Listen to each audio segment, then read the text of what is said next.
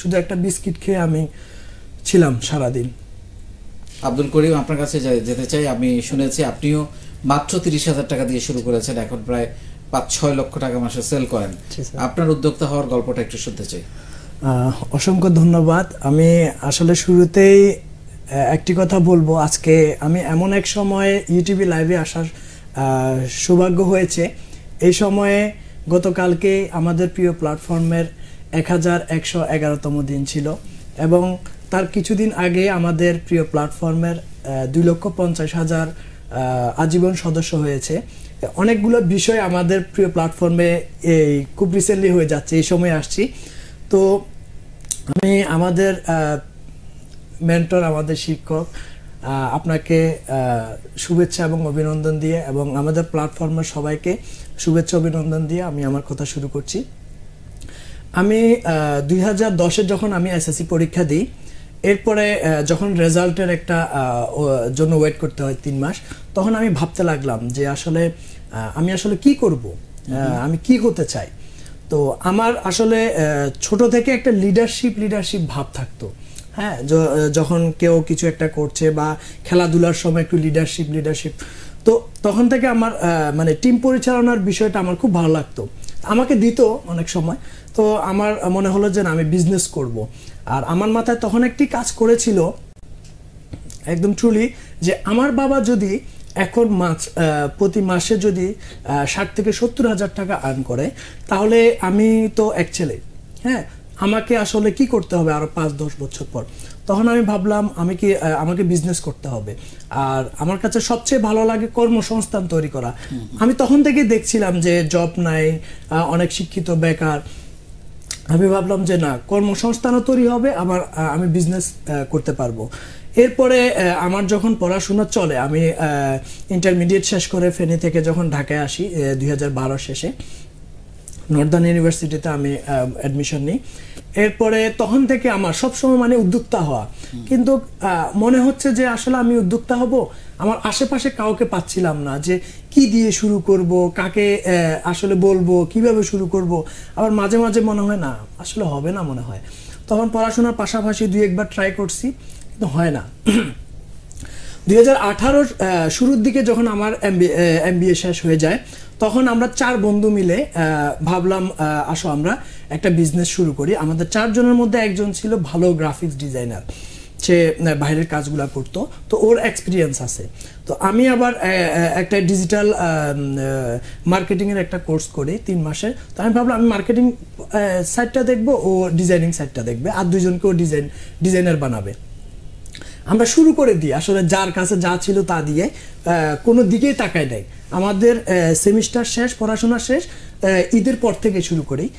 পরে শুরু করলাম, খুব ভালো, অনেক ইচ্ছে, অনেক স্বপ্ন আমাদের, কিন্তু কয়েক মাস যাওয়ার পর মনে হলো যে না, আসলে সবার মধ্যে একটা অনুভূতি আসতেছে, মানে আপনি একটু খুব সরি, আপনি কি এমবিএ শেষ হওয়ার পরে চাকরির চেষ্টা করেন নাই? না, আমি আমার উদ্দেশ্য ছিল যে আমি বিজনেস করব, আর আমি ঘুমাতে পারতাম না যে কি নিয়ে শুরু করব আসলে। তো এরপর শুরু করি। পরে আমার যে বন্ধু ডিজাইনার ছিল, ও কিন্তু খুব ভালো এক্সপার্ট ডিজাইনার ছিল, ওর একটা অ্যাকাউন্ট ছিল আর কি, ওই অ্যাকাউন্ট দিয়ে ফাইবার থেকে অনেক ভালো আর্ন আসা শুরু হলো। তো আবার কেউ ভাবছে না, এটা আসলে অনেক লং টাইম লাগবে মেবি, তো ওরা চুজ করতে চাচ্ছে যে জব করবে। কিন্তু আমার কাছে একটু এলোমেলো মনে হলো পার্টনারশিপ বিজনেস। তখন যে কোনো কারণে হোক, ওটা আসলে আমাদের ভ্যানিশ হয়ে যায়। তো ওই 4 বন্ধুর মধ্যে 2 বন্ধু জব করছে, আর ওই আমার ডিজাইনার বন্ধু, ও ডিজাইনিং নিয়ে আছে একা। তো আমি ঠিক তার একদিন পরে আমি খেয়াল করলাম, যেহেতু আমি মার্কেটিংয়ে একটু ঘাটাঘাটি হয়েছে, আমার একটু এক্সপিরিয়েন্স হয়ে গেছে কয়েক মাসে, আমি কেন পারবো না। তখন আমার কাছে ওখানে কিছু লস হয়ে যায়, আমার কাছে তখন কিছুই ছিল না। তখন আমি কোনো রকম 30,000 টাকা ম্যানেজ করে আমি একটা ল্যাপটপ নিই। ওই ল্যাপটপটা দিয়েই আমি শুরু করি, ঘাটাঘাটি শুরু করি। আমায় খাতায় লিখে রাখছিলাম যে আজকে থেকে আমার অফিস শুরু। আমি ওই খাতায় লিখে আমি বাসায় বসে অফিস করতাম, নিজের অফিসটা বাসায়। হ্যাঁ, অফিসটা বাসায়। এরপরে কিছুদিন যাওয়ার পর তখন আমার মনে হলো না, আমার একজন টিম মেম্বার প্রয়োজন, যেহেতু আমি মার্কেটিং সাইডটা দেখবো ও একজন ডিজাইনার প্রয়োজন। কি আইডিয়া নিয়ে শুরু করছেন? গ্রাফিক্স ডিজাইন নিয়ে, গ্রাফিক্স ডিজাইনটা নিয়ে। আর আমি তখন একটা জিনিস ভাবছিলাম, যখন ওটা ছেড়ে দিলাম তখন ভাবলাম যে আসলে আমাদের দেশে গ্রাফিক্স ডিজাইনটার চাহিদা কেমন হতে পারে, যেভাবে অনলাইনে সবাই আসতেছে। আপনি দেশের বাইরে থেকেও কাজ করেন? হ্যাঁ, দেশের বাইরে থেকেও কাজ করছি। জি, মানে you are also earning foreign currency? জি জি, ফরেন এবং লোকাল দুইটাই। তো আমি শুরু করি, এরপর একজন গ্রাফিক্স ডিজাইনার নিই 1 তারিখ থেকে। এর আগে আমি সব রেডি করে রাখি। আমি ভাবলাম আমাদের দেশে শুধু গ্রাফিক্স ডিজাইনের উপর ভালো কোনো ব্র্যান্ড নাই, ভালো কোনো কোম্পানি নাই। সবাই আইটি প্রতিষ্ঠানের মধ্যে অনেক কিছু নিয়ে আসে, কিন্তু একটা মাত্র সার্ভিস নিয়ে, গ্রাফিক্স ডিজাইন নিয়ে আমি মনে হয় দেখিনি। তো আমি ভাবলাম না, এটা নিয়ে আমি কাজ করব। আমার হয়তো একটু সময় লাগবে, কিন্তু একটা ব্র্যান্ড তৈরি করব। আমি বিজনেস শুরু করার আগে যেটা ভেবেছি, আমি একটা ব্র্যান্ড বানাবো বাংলাদেশে বড়। তো এটা নিয়ে শুরু করি, খুব ভালো একটা ডিজাইনার পেয়ে যাই আমি। ছোট একটা অ্যামাউন্ট দিয়ে ওনার সাথে কথা হয়, খুব ভালো উনি, এখনো উনি আছে, এখন উনি আমার হেড অফ ডিজাইনার হিসাবে আছে। তো ওনাকে নিয়ে শুরু করি, এরপর কাজ পাই না ওরকম।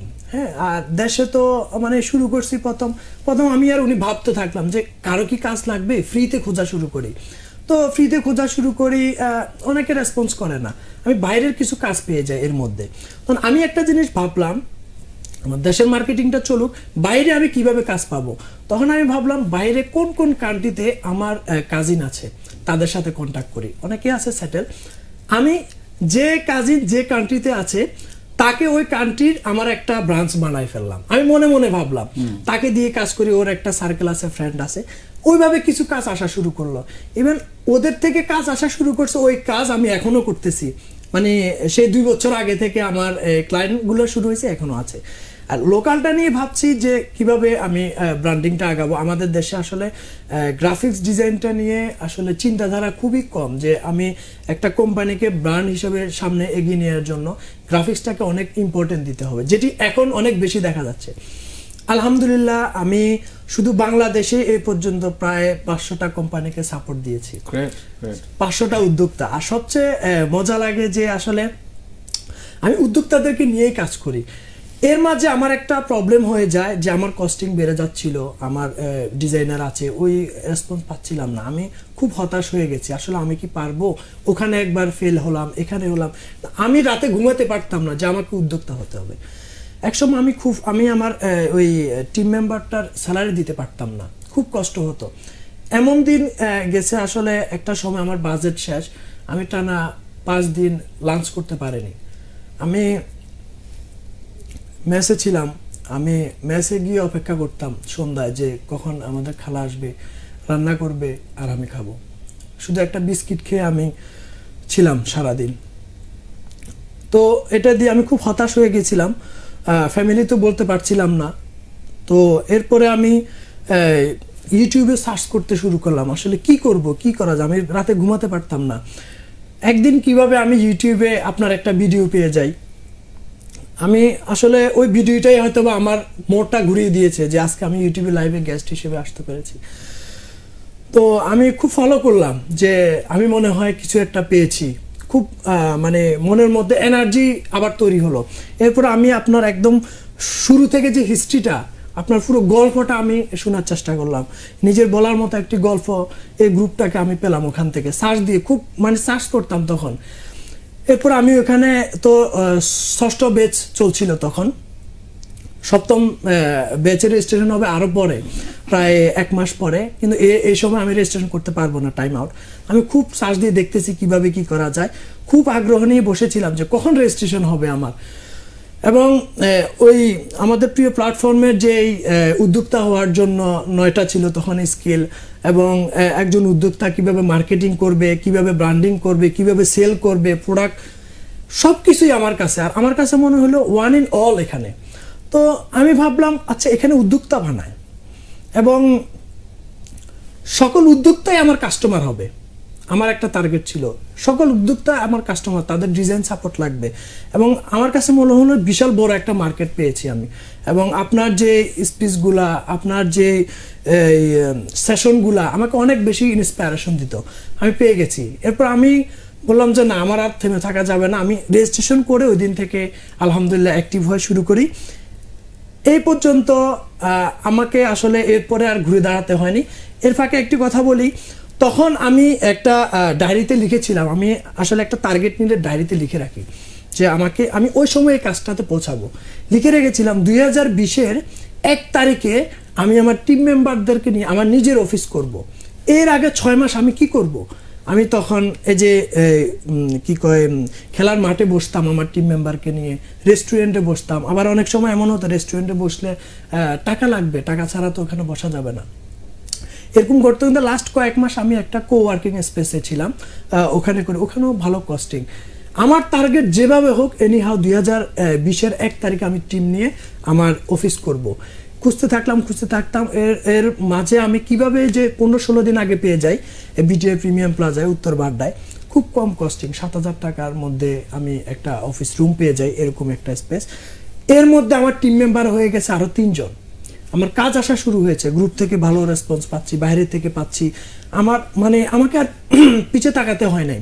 এবং আমি গ্রুপ থেকে প্রতিদিন শিখতেছি, এবং যারা সফল হয়েছে কিভাবে করতেছে সোর্সিং, এত সুন্দর অল ইন, এক গ্রুপের মধ্যে সবকিছু আছে।